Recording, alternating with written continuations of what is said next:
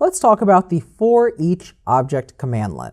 The foreach object can be used to execute code on every object in an object set. It's going to give you some simple looping functionality. So in this example, I am using it to simply loop through and show me the name of every process.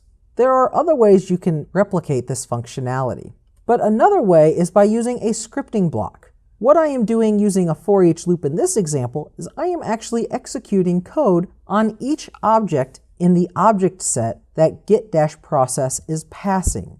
So you will see that I am taking the objects of get-process, and for each process object that is passed, it is going to show the name, and it is going to add a string to the end of the name, which is process is running.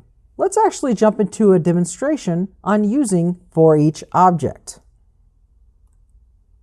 For this demonstration, we are going to log into DC1 and open Windows PowerShell. We are going to start by typing get-service and piping this to a where object. I'm going to use a question mark where the status is equal to stopped. And I'm also going to pipe this to a foreach object, and I just want to show the name. So you will see these are all the services that are currently stopped on my system. We didn't have to pipe it to a foreach object, but now it is only showing me the name. Let's take this a step further. Instead of just showing the name, I want to create a string. So I'm going to use the underscore variable to access the name property, and then I'm going to use the plus sign to add a string that says is currently, and I could automatically just type in stopped there, since I know these are all stopped processes, but let's actually add another piece onto this where we are accessing the status of these services.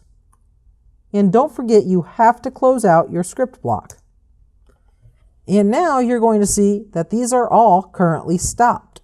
We could take this even further. Since we already know the service is stopped, let's go ahead and remove that where object so we don't know.